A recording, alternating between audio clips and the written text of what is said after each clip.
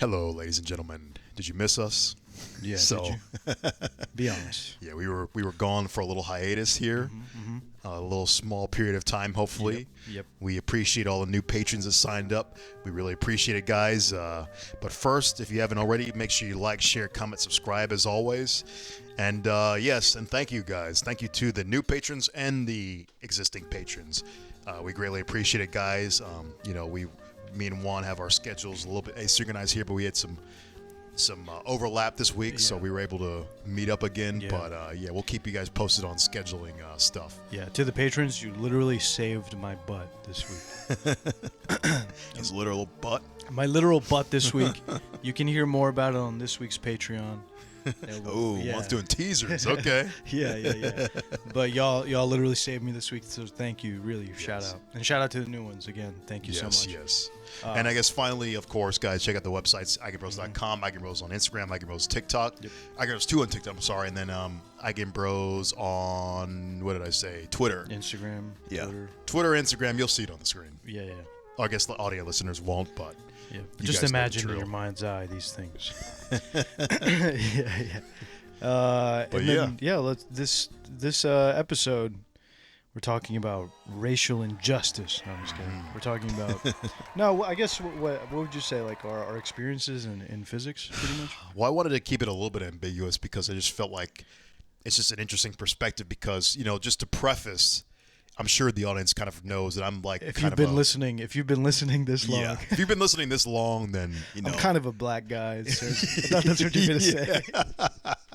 That wasn't what I was going to say, but that is funny. I am black. If you haven't noticed. I guess some audio listeners may not know, though. Imagine that one Although- audio listener like just being like, "Wow, I didn't even notice there were these. They're people of color." Right. What? It's pause. Yeah, they paused. No. Even though we're literally in like almost every thumbnail, but Yeah. Oh, that's true. I guess. I guess because sometimes the audio ones get cut off, so maybe it's I guess you're passable. right. Yeah.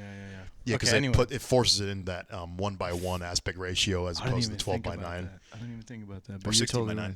Yeah. Anyway, Okay. Anyway. so there might be people who don't know, Yeah. but anyway, guys. Yeah. So me and Juan, we wanted to kind of discuss this issue. Don't like to get too racial on the podcast because it's kind of like there's millions of places you can go for that. But you know what? Yeah. I felt like it was interesting to people probably because we don't really talk about that kind of stuff that often. Yeah. We do on Patreon sometimes, but not usually on the main channel. But I just think it's interesting maybe for you guys to hear about me and Juan's experiences, how being black and Hispanic, racial minorities in physics is and was for us, and also like just the different aspects, I guess, related to race somehow. Mm-hmm. So yes, I know black and Hispanic guy talking about race, how original, but Yeah. here we go. We'll dive in. So I Our guess 2 cents. yeah. So what I was Or I should say our 3/5. yeah.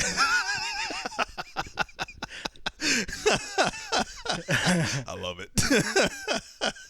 I'm kidding. I'm joking. I'm joking. No, that's good.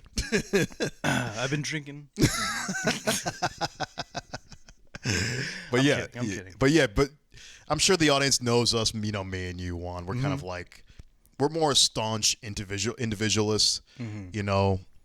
I mean, for me, I'll speak for myself. You're Terence before you're black. I mean, yeah. Yeah, I think know. that's fair to say. There's some Yeah. people that do kind of like that. That is like, I think when people say like, what's your take on like race, all that. Like I've always seen myself as like, well, me, and then the other layers of me are my culture or my upbringing, these kinds of things. Sure. But I am very much not a guy who really tries to not subscribe to ideology. I'm not really into the whole, black as an identity. Of course, I get it at some level, but I'm like, I try to divorce myself from that stuff and have a very reductionist type, Western kind of philosophy, I guess, approach to things. And then in the traditional sense of like, individualism over collectivism, we'll say. But anyway, that being said, I guess I wanted to start it off maybe asking you, Juan, what would you say are some of the advantages and disadvantages you've had Being Hispanic? Yeah, in physics specifically. Specifically physics, though. I was gonna say. Well, you get to celebrate Cinco de Mayo without feeling guilty. You get to enjoy Taco Tuesdays.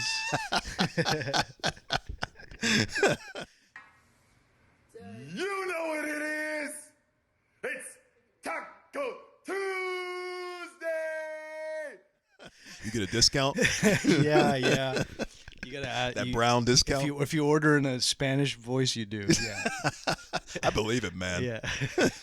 I know that. I know that's what they say sometimes. What? Like it's like When you code to speak get in the- Spanish, it's like a yeah, code to get the sometimes- discount, man. Sometimes when you, especially if you like, I've had that discount sometimes. Really? Where if You're they not don't even joking. suspect that I speak Spanish, I'll throw it at them, and especially if their ladies are extra nice to me. Because I'll be like, oh, you remind me of my son, and like you know, it's a very abuelita like, you know, kind of like it's just they treat you nicer. So I knew it. Yeah, they might throw in an extra enchilada for you or something. That's what's up, though. That is what's That up. extra enchilada can do wonders for a graduate student. It can on be. a fucking On a measly slave- salary. on an exploitation wage. Yeah. It's being Hispanic in physics. Yeah, what it's- would you say specifically? Like, really, what would you say? Have there Being a been any minority? advantages to being Hispanic in physics? I mean, I guess you get to claim some ancestral claim to, like, for me at least. I'm kind of half kidding, but a little bit. It's like it's kind of cool, like, like thinking about the culture of my, I guess of the people in history, like the people that the civilizations, I guess, that my people come from, or half of my people come from. Being Hispanic is like, I don't know, there a lot of people don't really know this, but being Hispanic, I guess you can be, it's a diaspora, it's a huge range. You can be like, It's kind of like, like white is not, it's like, yeah, Hispanic, like what? Yeah, like white, you can be Russian, you can be Italian. Right. Irish. Hispanic is very similar. Very similar, Spain, yeah. Mexican, Dominican Republic, Right, whatever. right. Yeah, there's so much range, but I guess if you're like Mexican, even then it's dubious. But you still have, when you see somebody who's like Mexican, for the most part, they're going to be half Native American, half Spanish. So they're going to have some, and then probably some African. There's like claims that it can be anywhere between 5 to 10%. But and I literally fall into those categories, which is insane. Yeah, it's like there's a whole science to it. So stereotypical one. Yeah, it is. But it's like I'm legitimately half. I'm like 50%. I did a genetic genome test thing, but it's like 50% Spanish, like basically 40% Native American. No 10%, shit. 10% African. Yeah, it's like Damn, you're like right in that ballpark. completely aligned with that. Okay, wow. It's insane. It's like, it's funny, but anyway, you just come from a wide group of like upbringing. But for me, I tend to align more to, because I appear more Native American, I think, or more brown. Yeah. Depends on the gradient of the circle, but to me, the culture of the people that I look up to are like the Mayans and the Aztecs. Like, to me, their culture of like their science and their technology is one of like looking at the stars and like studying the universe. Probably some of the first astronomers, right? Right. Yeah. Some people think that they got there through sailing, but that's like a whole nother story. But essentially, yeah, it's to me that's kind of one of the, I guess, weird benefits where I'm like, yeah, I kind of like, I come from probably a lineage of people that probably studied the stars. Okay. I have no claim to that, really. I don't know if that's really an advantage for you, though. But in terms of like in the culture, there is some like prevailing narrative where it's like, oh, the like people of Mexican descent come from the Aztecs or the Mayans. Oh, okay. And they come from a culture that did science, or that was scientific and technologically advanced, and they had a calendar that was like, the Mayan calendar is one that's like particularly reveled. Or just so would you culture. say, though, that anybody, like, let's say in your close community, though, did they really know about astronomy or know about physics or whatever? And just yeah, your immediate, yeah. in your immediate. Oh, in my immediate. Yeah. Yeah, but it was like a reverence. It was sort of mystical. Like Yeah. physics is kind of this mystical thing. Right. Right. So it wasn't. It wasn't seen as like a. It was seen as too difficult for the most part. Yeah. Yeah, for me, I mean, my whole family, I mean, I'm from a pretty decently middle class family, but I mean, like, no one in my family really knew what physics was at all, really. Like, for me to even pursue physics was kind of weird because, I mean, no people in my family are physicists. I mean, I've got engineers and doctors and lawyers and, law enforcement people and all that kind of stuff, like the typical things that make sense, but nobody's really a physicist. And I always would get questions in my family like, what is that? Is it like exercise related or something? Because they're thinking of physical sciences. Yeah, Bill Nye. Do you invoke Bill Nye? Do you invoke? No, I Carl just Sagan? usually what I would say to people, they're like, "What? So like, what do you do?" Yeah. And I would say I work on magnets.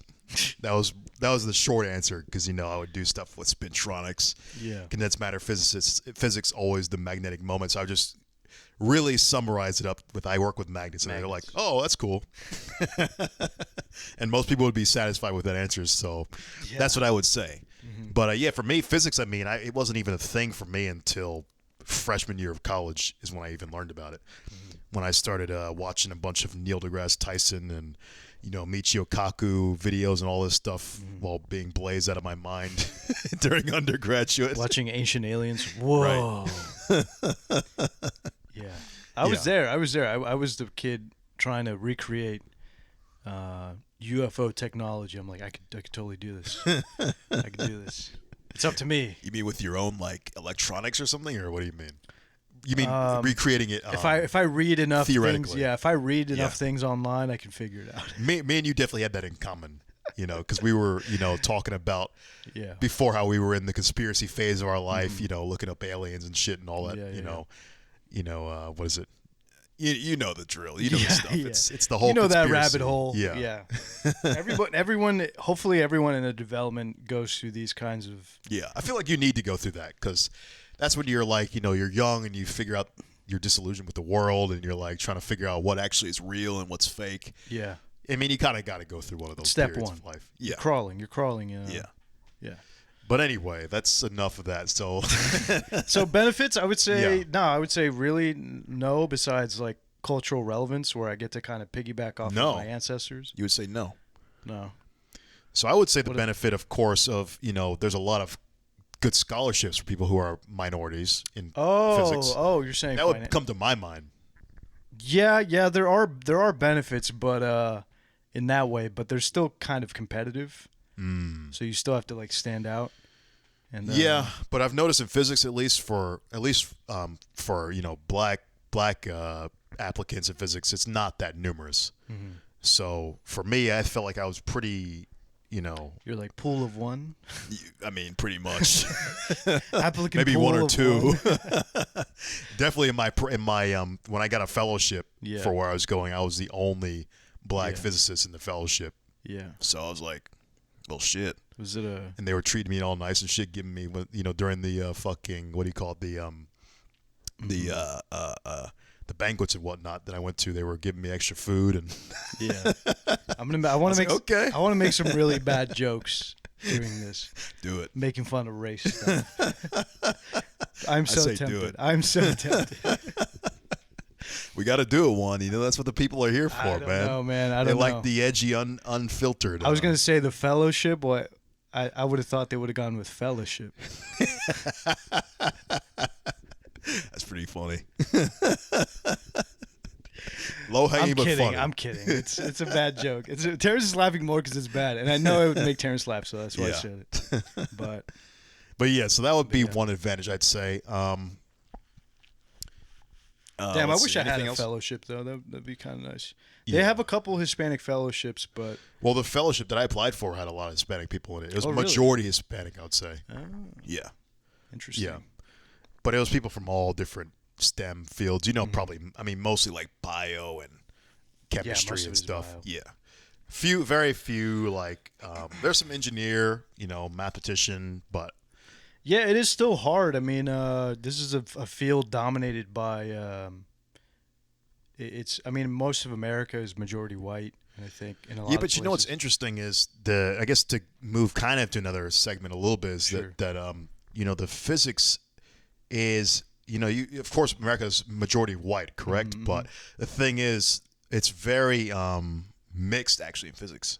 Oh, of it's very races. international. It's really International. Yeah, it's global. yeah, it's strange because it is very filled with a lot of different races. So there's people who are Indian, freaking Iranian, and Russian, and of course Russian would be white, but it's also, I mean, it's just a lot of different races. Like what else? Asian, of course, Chinese, and then Hispanic as well. I mean, it's very mixed up more than a lot of fields, I think. I think Wouldn't you STEM say? is like that already, though. Yeah. STEM is a very global field, and they have. I mean, just it's a whole world coming together. I Yeah. can't really think of. In the liberal arts, I think it was a lot more anglicized, at least from my experience. But Yeah. I think because there's a lot You more. mean majority white? Yeah, I mean, I think there's a lot more privilege that comes with like liberal arts kind of degrees. I'm sorry, this is a controversial take, but there's a lot more. I think there's a lot more privilege that goes with doing a liberal arts degree as opposed to a STEM. What do you mean? Like it's a very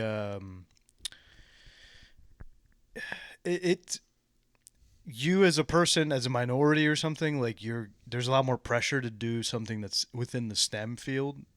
In the in the sciences, like You think? I think so. Why? From who though? Like you kind of get that immigration story, right? Where Yeah. it's like, oh, you have to do something you have to be a doctor. You have to be. Oh, I see what you mean. You know what I mean? Like Something worthwhile, like your parents risked their asses to come over Right, here. yeah, exactly. Your ass better be doing something worth yeah, coming you over better be here a doctor, for. an engineer, or Right. a lawyer, something. Right. Right. You're not going to be writing stories or being Right. writing poetry. Or, I see what you mean. So the privilege being that this is more of like something you can do if you're already settled in, because of course a lot of the white students who are going to be there have come from families of middle class. They've already been established. Yeah. It's like now you can find yourself and have dreams and whatnot. Yeah, I get it. Yeah, that's exactly what I mean. It's and I think that's what lends to such a huge gradient of people having or approaching and going into STEM fields. A lot of it is like sort of that pressure, immigration pressure. I see. Yeah. But your family is not didn't immigrate over here. Your Yeah, they dad did. and mom did. Yeah, they both did. Yeah. Oh, really? Yeah. Okay, so you had that pressure for Oh, sure. yeah, for sure. See, my parents were not immigrants. We were already, Americans for generations. Yeah. So I had that privilege of being able to find myself and be a dreamer, but I still chose the hard sciences. Damn. Just because I'm a fucking, That's how much. Actually, Robot. that means more because you actually you really like it. Yeah, I really like it. Yeah. Like I was like starstruck when I found the career where I can learn everything about how the universe works. I didn't even know that existed. I was like, this is a real thing. Yeah. This is what I've been searching for my whole life. Hell yeah. But yeah, so okay, so yeah, then of course we know the advantages there. Well, I guess we don't know the advantages much. That's kind of the less talked about one. But then, what would you say is some of the disadvantages of being a minority in STEM? Well, hold on. I'm not done with the advantages. I think. Sure, I go think. I think like the financial ones are there. Like you do get fellowships. For instance, when I first came into undergraduate, it was I had this sort of I had the privilege of, well, I wouldn't say I had the privilege, but I graduated like at a certain rank in my class where I could get into any state school. Yeah. And I don't know if schools do this anymore. They probably don't because it's too much. I think it's too low a bar probably. What do you mean?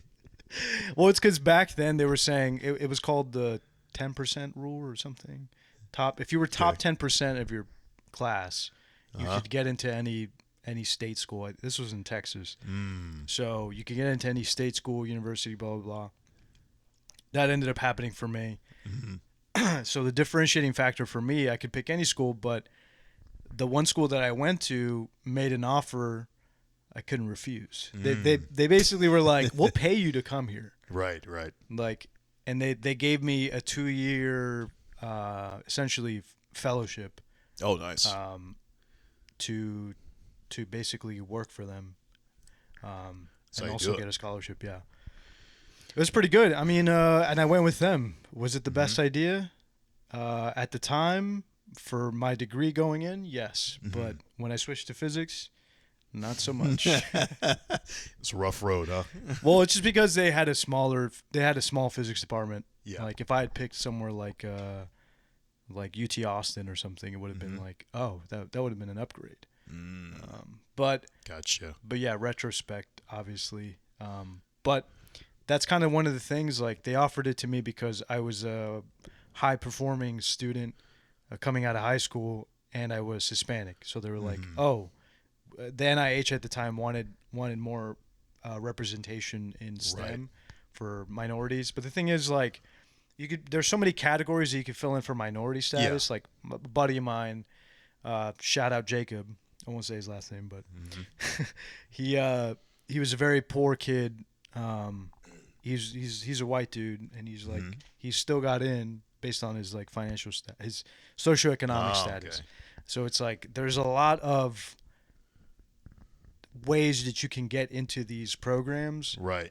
not just based on your status, your ethnic ethnicity, background, but also your socioeconomic status. So if you're listening to this, don't shy away from using those programs, Right. Because And if you're a poor white kid, don't feel shame in applying for fellowships too. I mean, there's shit out there, guys. You just gotta really look for them. and my buddy was just to finish a point. Yeah, like, go ahead. He was a very poor, rural kid. Yeah. From like the boonies. He worked Right. out in the fields and shit. So if you're one of these kids, like a farm boy or whatever, just do it. Just apply for these like minority programs. They might have Something for them. something for you. They might have a line in there that's like, oh, if you're low income, Right. go ahead and apply. Right. That's interesting to know because I didn't even know that. Yeah. But I mean, like the thing about physics also that's nice is it's such a low sought after area. I guess it Yeah. feels like there's a lot more opportunity. Like for one instance, I don't know if I've told this story on the podcast before, but when I was coming into graduate school, I had just gotten off of working a job, so I was working for a fiber optic company for a while, and I banked a bunch of money. So I was like, fuck it, I'm just not going to work for like 6 months or something. So I decided to just say, fuck it. I didn't work for like 6 months. I eventually got into graduate school, the program I wanted, with the fellowship and everything. But the thing was, I was already running out of money, a shitload of money. I was hemorrhaging money. I was like, I need to fucking find a way to get some money fast. And basically, I just called up the school and was like, can I just come there early? I said, what did I say? I said, do you guys have any money I can just have so I can transition easier? And they're like, no, but you can come up here early if you want to work and be a part of this program because there's an opening. There's an opening slot for this other minority fellowship program. It's already been paid for, and there's no one here, so you can just come in for that. I was like, hell yeah. So I actually wound up going on to another minority fellowship just by the act of calling someone for some money. So you just never know, guys. This is why you got to just, if you have a thought in your mind, just fucking go for it. You never know what's going to happen. Yeah, and kids. People will help you out. And kids, this is how your two fathers here met. It is true. It is true. If I never would have made that call begging for money, I would not have met Juan. Eigenbros wouldn't have been a thing, legitimately. It would not have been a thing. That's literally the moment of inception. It's crazy. Yeah, it's funny. But that is 100% like, that is something I wouldn't do. I took all the formal routes. Yeah. Like I was like, I'm going to apply to this and then hopefully I get in. And then I did the same thing. I applied to the minority fellowship. I was like, well, why not? School's going to pay for it. I could do the usual route, and I'm sure I would have gone into a school using the traditional routes. But hey, if the option is there, take it. The idea is that if you're a minority student, and you're underrepresented in these fields, there's a vested interest in creating a more diverse field to bring in new perspectives and new frames of how would you say, frames of thinking, pretty much? Sure. Yeah. Sure. New paradigms of thought or whatever to kind of help what some would consider a stagnant field. I wouldn't say that, though. You wouldn't say that? People are being a little bit exaggerating. Because people, when they call physics a stagnant field, is usually referring to theoretical, like, theories of everything type shit. Yeah, it's not stagnant. Yeah, it's not stagnant. It's not stagnant. Matter at all. No, not at all. So... Yeah, condensed matter, by the way, is very. If you're just watching this as a STEM student, is a sort of experiment. It's experimental physics. It's like the opposite end. Like it's not like the brainiac kind of like just sitting on the beach thinking about theories. I guess I don't know. Imagining strings or big. Everybody that man, this was so annoying, and I hate Big Bang Theory for this, but. Everybody, when I was coming into physics, everybody would be like, "Oh, it's like you're like Sheldon." Exactly. I'm like, yeah. You're like Sheldon, and I'm like, I don't care who that is, and I don't. Please don't. I've literally never seen that show in my life. I just know he's the fucking Bazinga fucker, or whatever his name is. Yeah, I was like, please don't talk to me about this, and I know that now it's probably just as annoying people telling them like. Oh, it's like Rick and Morty. Oh, right. You can just imagine that's their level now, where it's like that's the Gen Z. Pickle Rick. Yeah. Yeah. It's like, all right. Yeah. I mean, you're like Rick, bro. Oh, I don't know, Rick. Yeah. It's like it's. I can imagine it just being that level of annoyance. Right. To the people who don't watch Rick and Morty. I do like Rick and Morty though. I can't get into it. I'm surprised at that too, because it's such a I feel like a interesting cartoon. And I'm not trying to be a contrarian. I promise you this.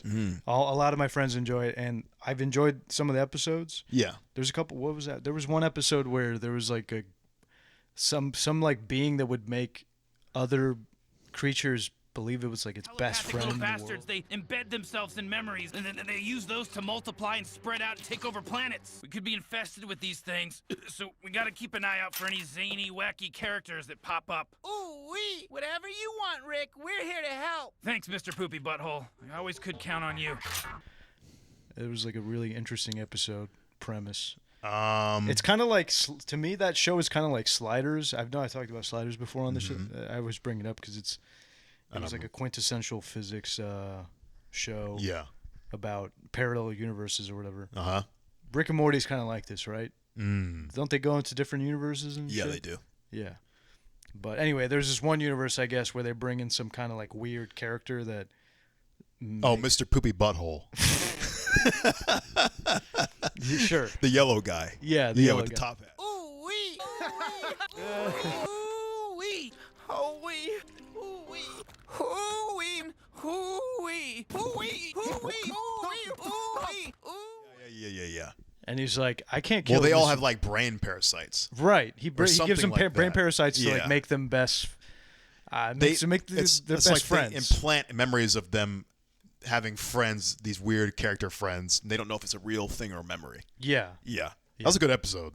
Yeah, that one made an impression on me, and it didn't particularly have a lot to do about physics. It was more like this silly premise. But anyway, yeah, Rick and Morty stuff, and but anyway, if you're a minority student and you want to get into physics, I would say don't do it. Don't do it. And let me explain why. Oh, shit. After these commercials. After this commercial break. When I first started to have occasional leaks due to incontinence, I was devastated. Men's Liberty offers an amazingly simple incontinence device. Virtually eliminates frequent diaper or painful catheter changes and helps reduce the risk of constant infection. I'm tempted to put an actual commercial. Go meta on the podcast listeners. Smooth my balls. No, we shouldn't advertise them. They're not paying us, so bleep that out. This really seems like a Patreon episode. It does. I think because we're talking about race, that's why we're kind of thrown off a little bit. I know, yeah. No, I would say it's kind of a hard place to be because I I went into it. Look, my undergrad institution was a Hispanic serving. They called it a Hispanic serving institution. Yeah. Whatever that means. I think it just meant that the university had a lot of Hispanic people that went to it. Like a majority of the students, I think a third or maybe, almost a third or maybe 2/3 even. Oh, wow. Identified as Hispanic. I think. Damn. I think. It's a lot. It's a lot. So they call themselves a Hispanic serving institution. I don't know why, but I don't know why they would choose that branding, but whatever. The point is that I saw a lot of people that look like me, but then coming into graduate school, I saw a huge array of people, I guess. Yeah. But the thing is, in America, I think race is it's a little bit more treated differently here compared other to places? like international students. Yeah. Sure. It's I like guess there's maybe. a difference. In what sense? Like I noticed that the international students saw themselves more as their nationality, Yeah. as opposed to American students, where it's like, yeah, you're American, but your experiences as a Hispanic person, Yeah. or your experiences as a black person in Right. America. Right. So I think it's because other countries are usually more, well, not usually, but a lot of times can be more homogenous, where they don't even think about a race, like how people look, color, essentially. category. That's just not a thing because everybody's one color, right? Yeah. Like Japanese people are mostly going to be just Japanese, you know. Well, I doesn't say anything, but you know what I'm saying. Like, Yeah. you know, it's not going to be that mixed up.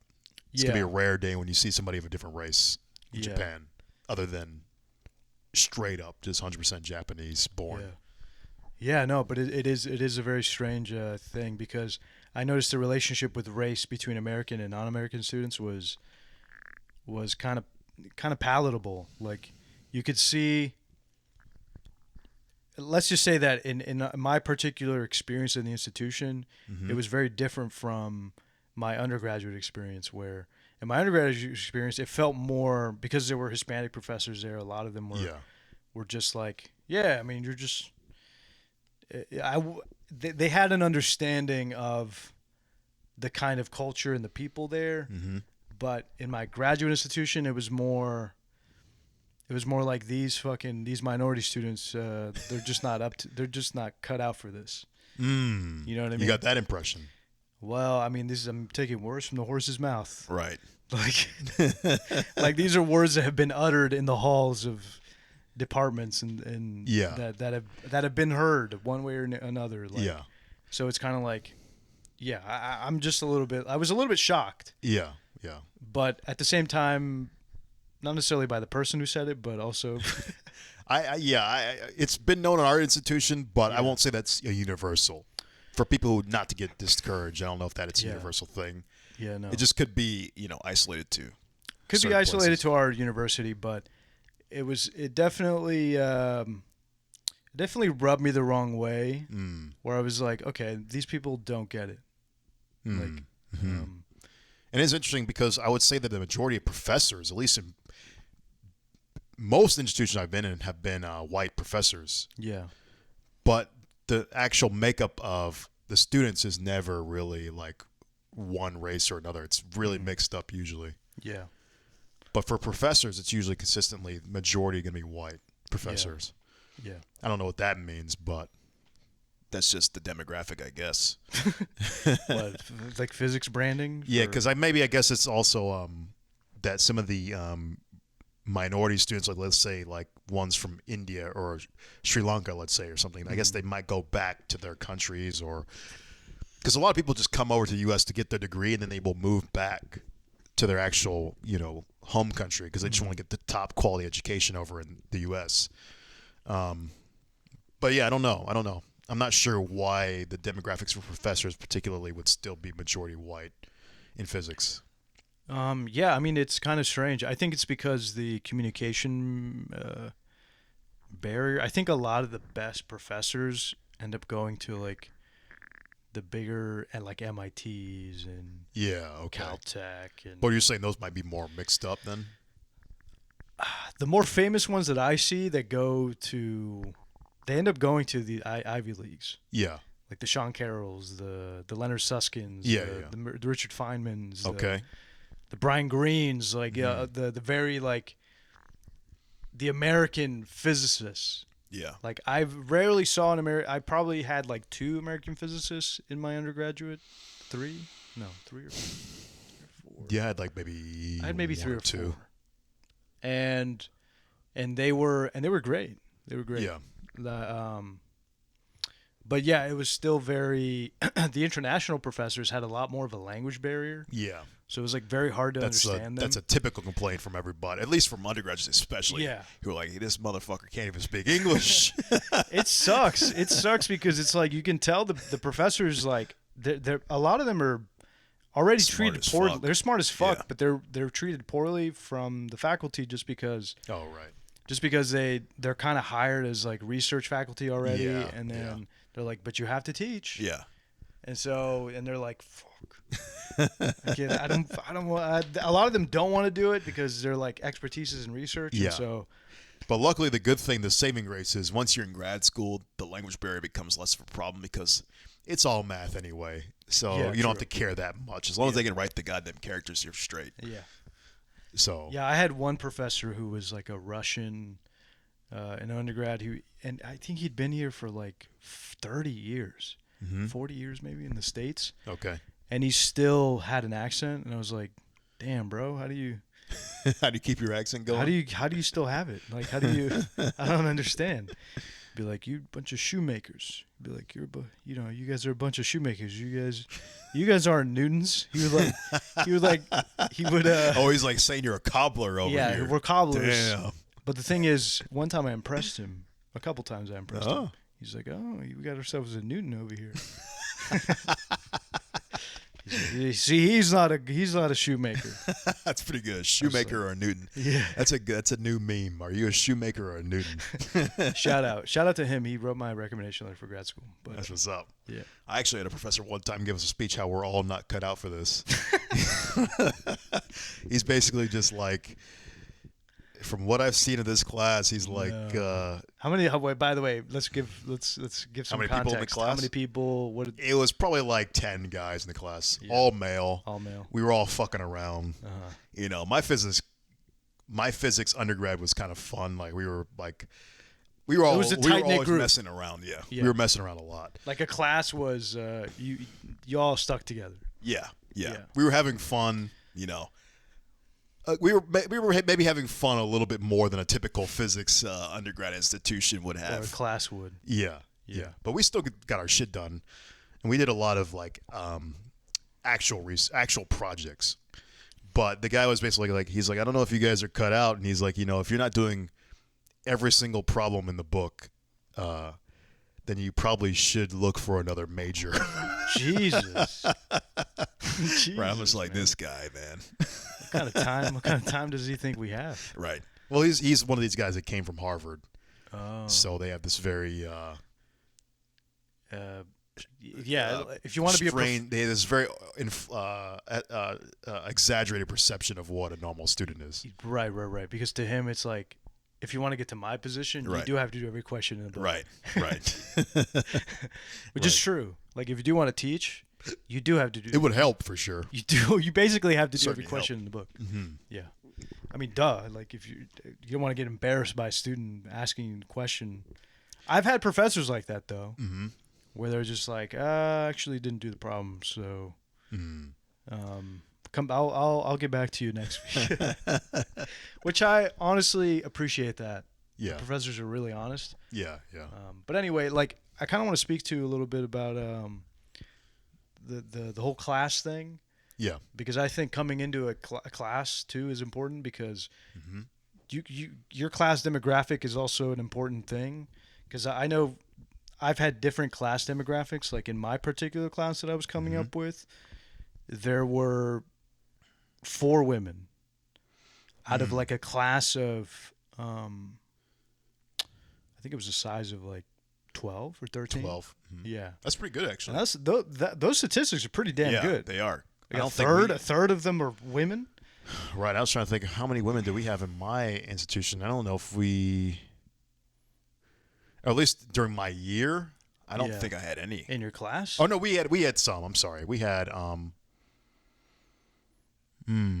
feel like I want to say one. No, two maybe. Mm-hmm. No. It vacillates sometimes though, right? Yeah, Because yeah. it would be like some would come in one time and then some not. I'd say 2 to 3. 2 to 3 at a Yeah. size of 10? Class of 10? 15 maybe. 15? Oof. Something That's along there. rough. Those are rough numbers. Yeah. Well, not horrible, I would say. Well, a third to me is pretty damn good. But that's I like don't my know specific class. Because there were other females in physics, but they were like graduate students. Or Oh, yeah. The graduate student women were way more than undergrad. For whatever reason. Yeah, that's interesting. But yeah, the demographics for undergrad for me were like a fourth women, which is like, if you're a woman in physics, it's already a much higher like layer of minority status. Yeah. Because it's like not only like you're a woman in a male dominated field. Yeah. And then navigating that. That's interesting. We can't really speak much on that. Can't speak to that, but I can speak as an observer. Yeah. It was hell for them. It was like dodging. It was war for them. From especially one in particular, I remember. I forget her name, but she was really cool. But all the guys in physics would try to like hit on her. Yeah. Oh yeah. So it was, and on behalf of like, well, I shouldn't speak for them, but. Mm-hmm. I was gonna apologize. Yeah, you can't speak for them. But I can't speak for them because the thing is, I always recognized how uncomfortable like they felt because I would see them and like people would come up to them and they kind of have to side eye a bunch of physics students because it's like you're only talking to me because I'm the only girl in this class or whatever. So you already have to navigate a male dominated like class structure field or whatever. I don't know. And then also deal with your own stuff. And more than likely your professor's also male. And then talking to them, making sure there's no weird, like, I don't know, sometimes power weird dynamics going on, weird subtext. I've seen some of that too. I'm not going to comment on it though. I know, weird subtexts going on. Like you don't want to get any of that. It's I imagine it's way difficult. It's another layer that we can't personally speak on. Yeah. But maybe we'll have one of our friends. Maybe. Whatever. I knew a situation where it was a little bit better because Sure. a good buddy of mine, his girlfriend, was also in physics with him. Oh, okay. And I think she got through pretty nicely because she always had him there. They were like a combo, a team, right? So they were able to kind of go through. And I believe I would say she probably navigated better because of that. Yeah. You know, she didn't have to really deal with that because, all the dudes would respect him. Yeah. So they wouldn't mess around talking to his girl or anything like that, or trying to make things awkward or whatever. Yeah. So I think it worked a lot better for her in that instance. So I would say, girls, if you can get a boyfriend in physics, maybe that will help. I don't know if that's a good idea, but that's just my shitty advice. It worked out for his friend. It worked out for one of my buddies, so maybe it will work out for you. I don't know. Yeah, in case you don't want to fight off physics students with a stick. Yeah. Like just with the ruler. Back. Leave me alone.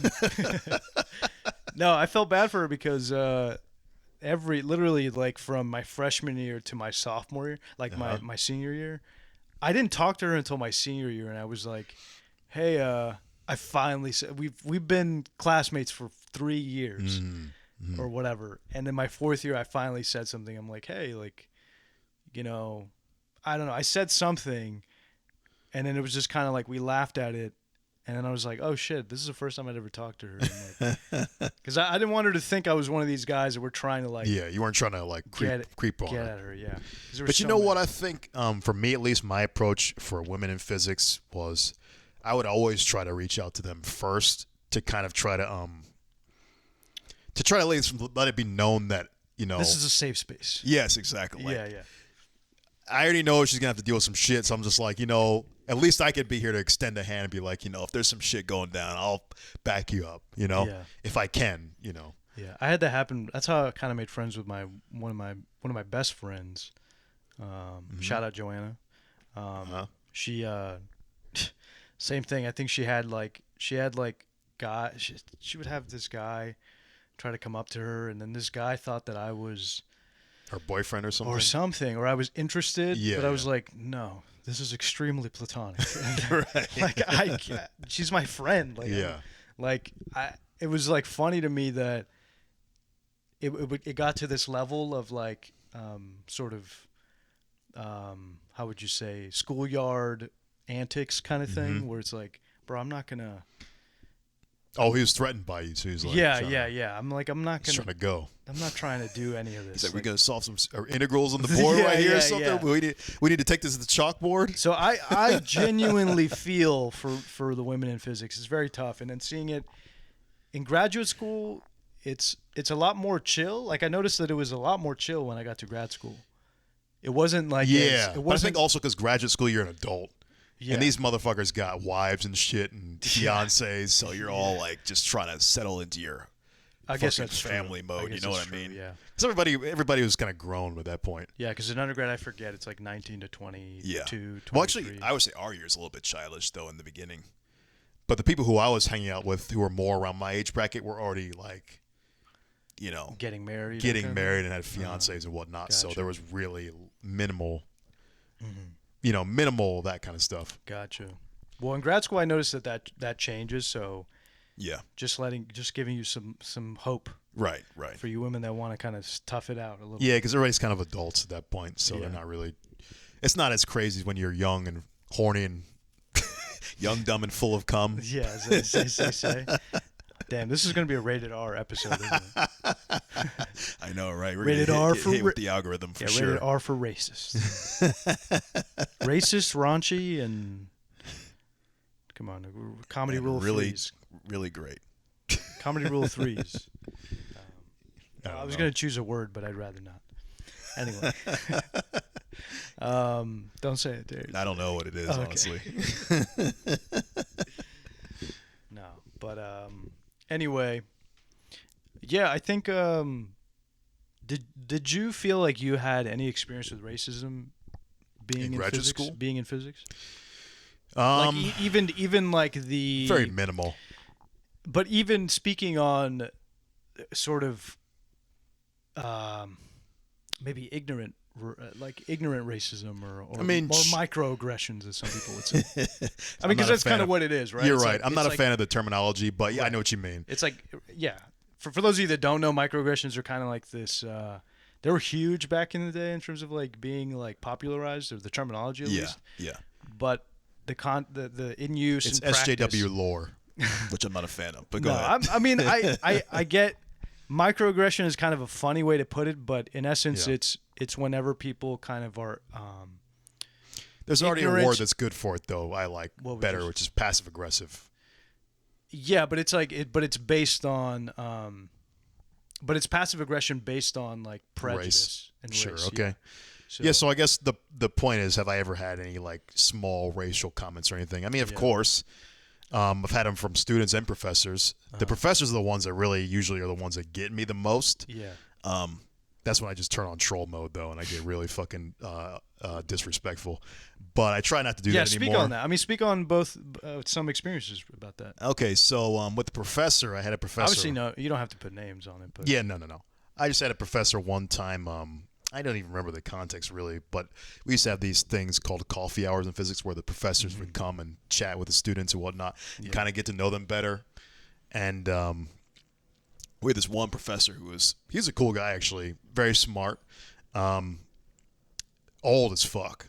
But he would always say offensive shit depending on the type of person that was in the room.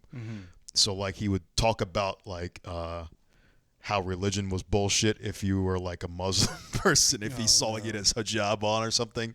Or he would talk about like certain things, but people would just not say shit because, you know, it's an old ass motherfucker, so nobody cared. But who was teaching this class? Fucking Gran Torino. Fucking, I mean, not far from it. Gran Torino with a beard. But but it wasn't like anything too outlandish. yeah. It would just be like he's just trying to get a little jab in every now and Gotcha. then. Okay. But he said some shit about black people. I forget what he said because I was there. He said something about he's like, you'll be fine because you're black or something. And I was like, You opened your eyes. Yeah, I was wide like, And Terence emoting, Terence, the way Terence emotes is very like, very minute, but it's very like. It's like Terrence will remember that. It's like Like that video game. yeah, What is it? Dragon Age or something? Fallout or whatever. Oh, Fallout. That's right. Yeah. Yeah. His brain takes a snapshot of that moment. Right. It's like, okay. But he was cool at the end of it. I just when people say shit like that, I gotta You jab him side-eye. a little bit. I just jab him every now and then a little Okay, bit. all right. So like I'll say like he's an old motherfucker, or like He's like, were you there? How? You know. Yeah, were you there when racism was invented? right. But it's all in good fun. It's just like I've kind of learned to respect people like that though, because I rather First off, how could you? Huh? Yeah, how could you? How dare How you? could no? Well, daring is different, but how could? Genuinely speaking, some of the audience members might say, "How could you? Yeah. How could you respect somebody that You know what, guys? disrespects you?" Yes. So the thing is, that may be a strange thing. You're right, Juan. I should expound upon that. So, I just kind of like people who are honest these days. I just like people who, if they have a problem with you, they kind of just get it off your chest. Or people who are not afraid to make fun of somebody or say what they really feel. I'm much more. I respect much less the people who are phony, like phony racists who do all this posturing and fake shit, who will pretend like they're holier than thou, and these people who will say like, "Oh, I'm Black Lives Matter" or something. Or Is it the or get out? Is it the get out thing? Yeah, exactly. Like they'll be like, "Yeah, like he's I voted for Obama." This is Nielsen and Elisa. Hey, how you doing? So, how handsome is he? Are you handsome? Okay. Oh. Not bad. Hey, Nielsen. So, is it true? Is it better? I would have voted twice. Yeah, Or like those whatever, kind of another that time. phony kind of persona is way more. What'd you say? It's way more irking to me than someone who's openly just like wants to take a couple shots at you. I'll respect that way more any day because I can at least work with that. But the people who are phony are the ones that kind of are the ones who get away with a lot of this bullshit nowadays.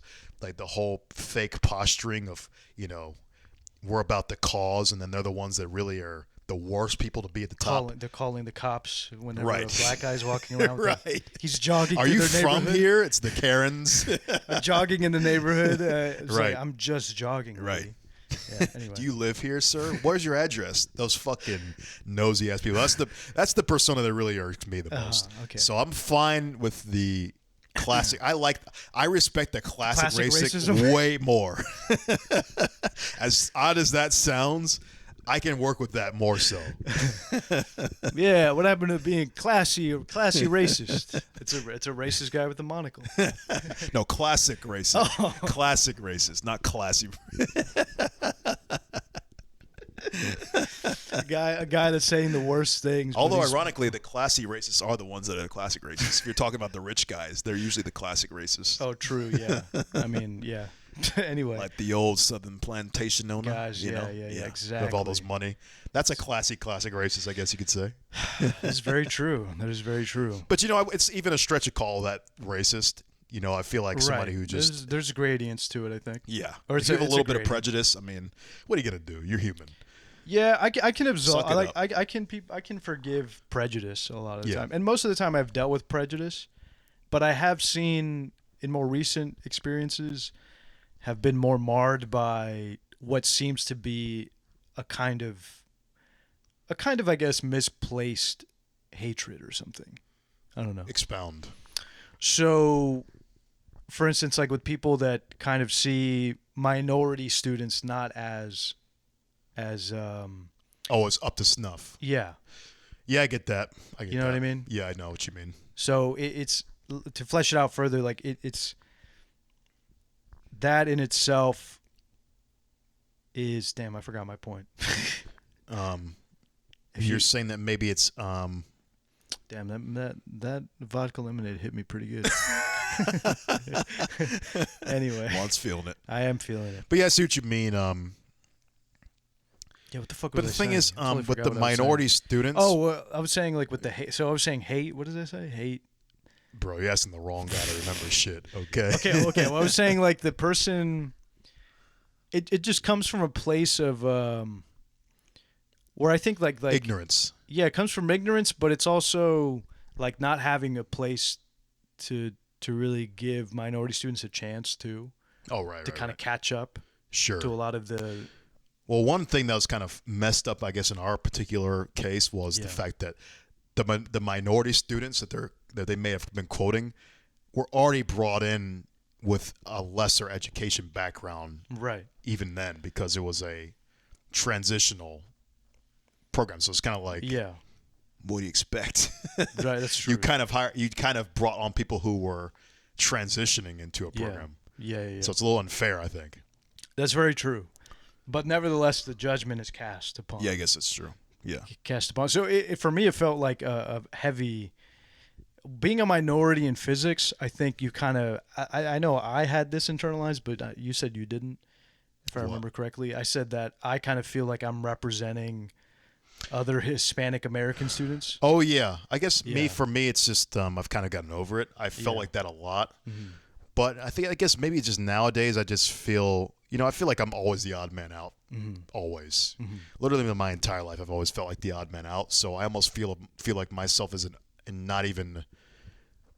don't even know what the fuck I am anymore. Like, I guess I do represent black, other black students, but I don't know. It's not as internalized for me anymore. I guess because I just always have felt out of place. So it's just like, this is just more of the same.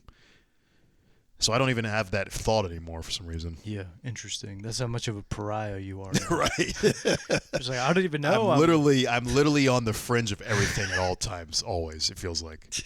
And it's been my entire life. So I'm just like, I don't know. I live on the fringe of society. Yeah, I'm just some guy, some anomalous man.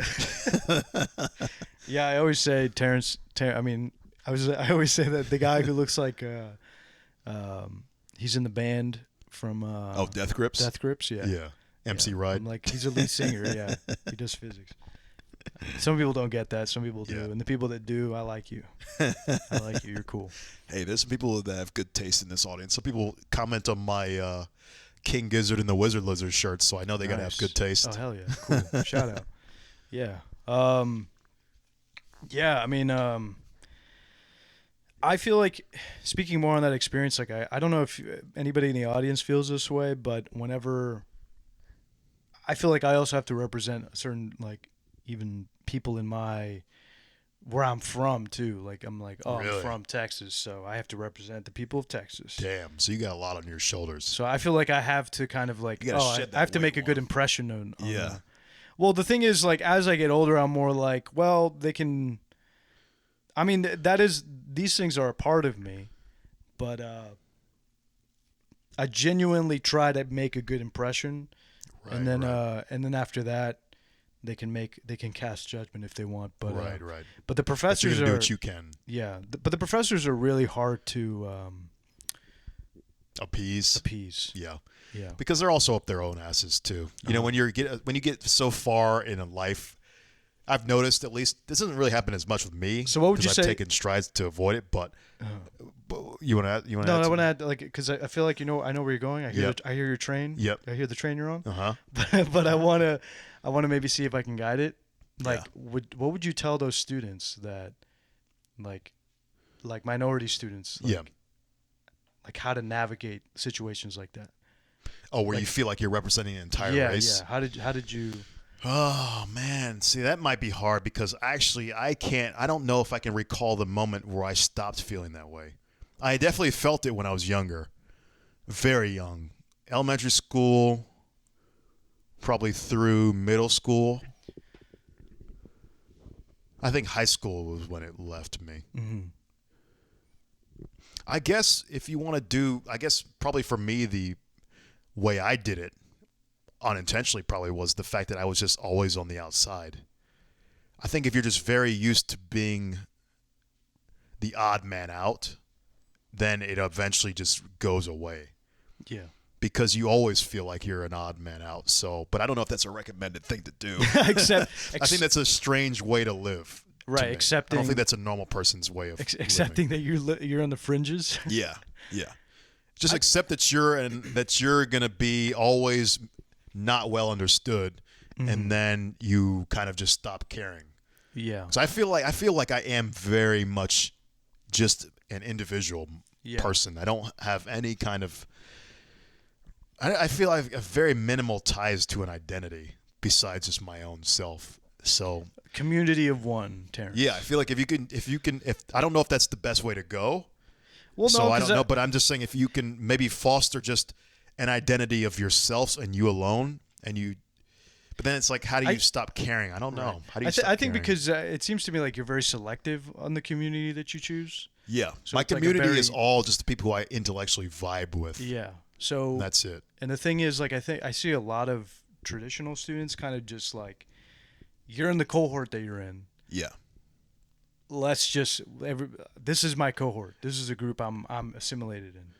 Oh, because they just get brought in. Yeah. Yeah, that's true. I select my crew of people. I always have, pretty much. So would you tell people like to just kind of assimilate or maybe accept who they are if they're.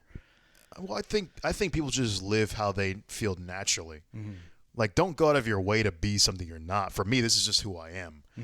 I just, for me, since I guess I am kind of more of a individualist, I pick the people who I like to be around. So I usually gravitate towards specific people, but that doesn't have to be you. You can. That's true.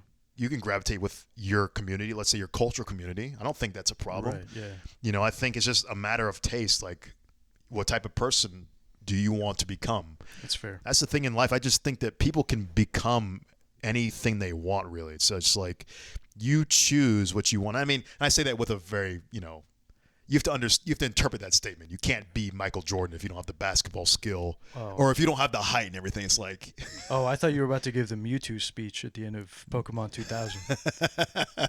I recognize. Which one is that? He's like, I don't know that one actually. You don't know that one? Oh, it's beautiful. He's like, it's not what. It's not the size of the Pokeball. It's the rare candy you eat. Or something along those lines. Oh, that is a beautiful quote. If you guys didn't laugh at that. Okay, he says, I see now that the circumstances of one's birth are irrelevant. It is what you do with the gift of life that determines who you are. Put that shit on the podcast for sure. Or I'll put it on it. Whoever's editing. Shout out to Mewtwo, yeah. Yeah, that's a good ass statement. Because, that's true, man.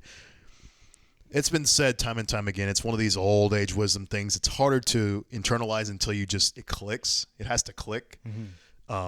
That's wisdom. You can say wisdom all day, but it only clicks when you're ready to hear it click. Yeah. But that's what it is, man. It's like you determine your own destiny. You determine what you want to be. And, if you want to have, close community ties, be with your family, be with your culture, people, do that. If you want to have a more motley crew of friends, do that. If you want to have a very small amount of friends, do that. Just be yourself. Do whatever you want. Yeah. Just go with the flow. There's no pressure to do what you want to do. Because remember, at the end of the day, none of this shit really matters. Yeah. Nothing in life matters. Okay, well, hold on. He's like, hold on, don't go down the nihilism train. Yeah. Hold on. Let me. At the end of the day, that is true.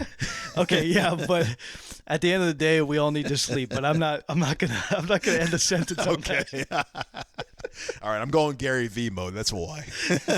No, but imagine your family gets shot in the face for 5 minutes a day.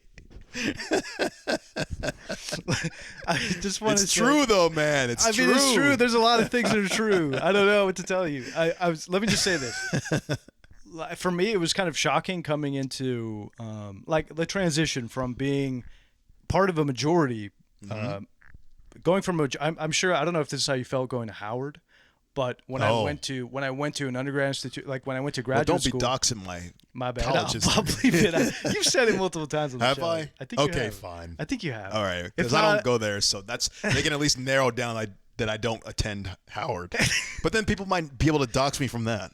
I'll put a picture of Terrence Howard and like Okay, whatever. I'm kidding. I'll edit religiously on this. Whatever. Episode. Point is that coming from a majority institution where I felt represented to one that I didn't, I had like a huge. I recognized that it made me reflect on my image of like how I presented to people. Right. So now people called me by my first name. Right. Like I'd never been called by my first name, folks. This is kind of a interesting. Yeah, I was called by my last name, but I won't say it on the show. Oh, because there's a lot of people with my first name. Yeah. It's very common. So one is kind of a dime a million. It is. So when I came to this new school, people would actually call me by my Spanish name. So it was kind of like interesting that I was like, oh, interesting. People, and that made me reflect on like, and people would ask me, where are your parents from, or where are you from? I'm like, oh, okay. Yeah, that is kind of interesting. I never even knew. I guess I just put this together now because you've been mentioning it. I never really knew what the impact of that institution did for you. In probably a very similar way, the majority black institution did for me. It's kind of an awakening to see yourself in the majority situation. Yeah. It's such a strange new world that you're not used to. Yeah. I'm like, And really, I think that's a very interesting thing because the people who have gone through that, I've noticed that our racial minorities who have gone to that switch of a flip where they get to go to majority institution do seem like they're more free in some sense, where they know how to, they have a better context of who they actually are. Yeah. Like the kids I would know back in my state, who the other black kids who, well, because I went to a majority white institution in high school. The kids who were majority or who were black in those schools were all fucked up with identity crisis because they didn't know who the fuck they were. Yeah. They're trying to do lightning makeup and shit and fucking talking with a southern accent and, thinking they're thugs because that's how black people are on TV, yet they live in a fucking, $250,000 house. It's like, all right. So they were all fucked up identity-wise. Yeah. But then I noticed that the people who go to like these all same race institutions of what they are, and then they come back in the real world, they're like, it's like they've almost ascended. They walk a little different. They understand their place in the world. More confident in themselves. Yeah, because they understand now what the bullshit aspects of society that they've just been. They try to pigeonhole. Society tries to pigeonhole. Right. They believe it because they're like, oh, maybe it's true. They've been weighed down with it so long that they don't understand what they really are. Yeah. It's like that. It reminds me of that Cat Williams sketch where it's like the lion in the cage, and the lion's like, yeah, he's a depressed lion. He's like, I guess I'm a lion. I don't feel like a lion.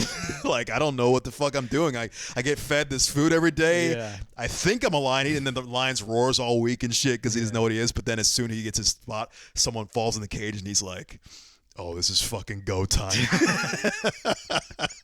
The lion's actually like, he's like, oh, I am a lion. I forgot. Yeah, man. That's how it feels. It feels like when you're in a majority institution, like where you're represented, it's a weird juxtaposition because it's like, oh, people. I think it's because there's less friction in like common ground and relatedness. You know what I mean? There's less. You're not gap. trying to get back. You're not getting past a racial barrier.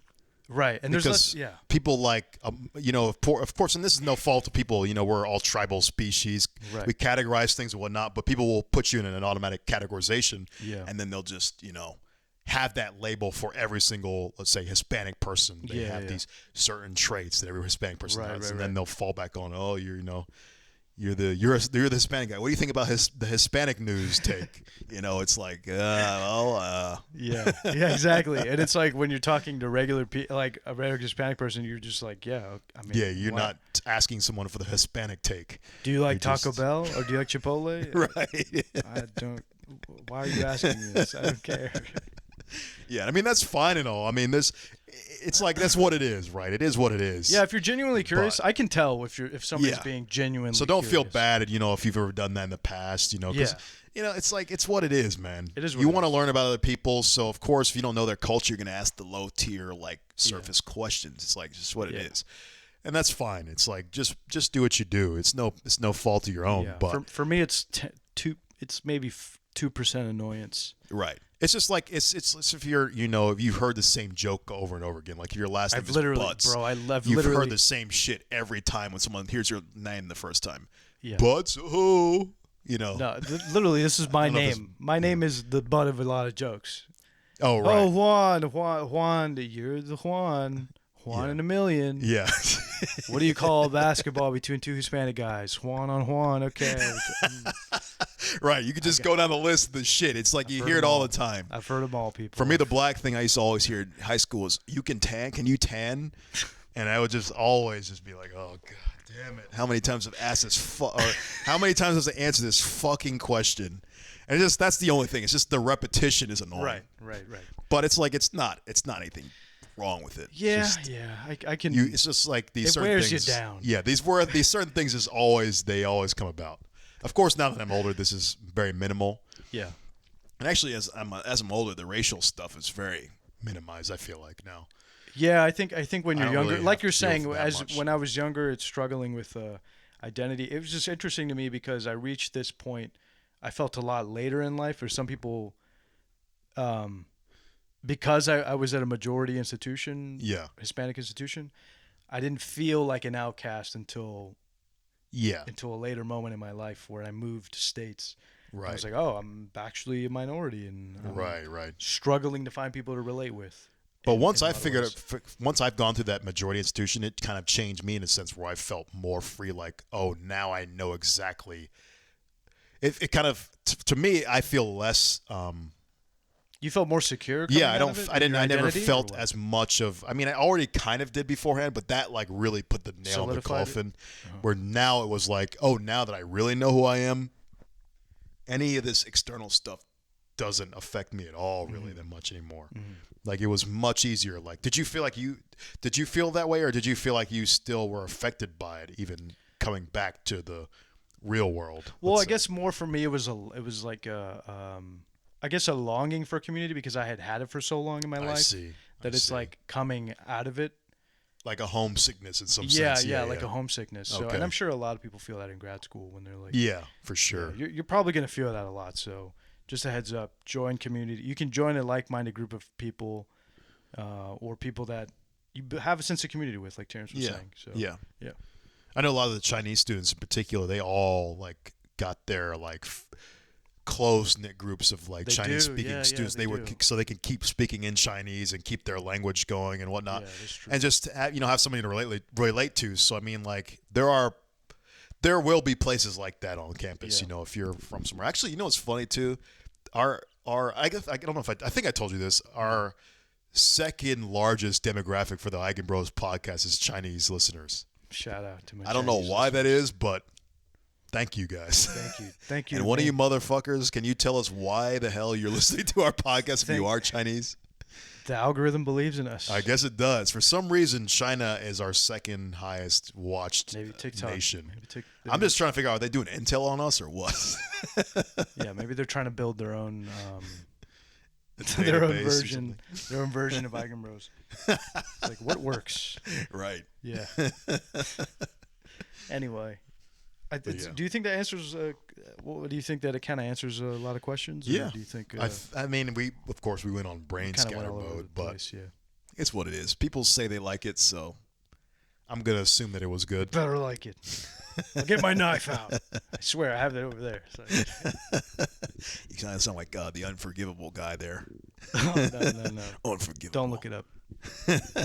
Stupid 2000s. No, humor. don't look it up. But yeah. Anyways, if you're a minority student or if part of any minority demographic in America, share their tale. Share their tale in the comments. Share your tale. Share your stories in the comments. Yeah. Do you find? And actually, if you're even not, if you're, well, I guess everybody is depending on where they are. But let's say if you're a majority person, if you're in the U.S., white American, you got any questions for you boys here, for anybody, regarding things you're interested in knowing, let us know in the comments as well.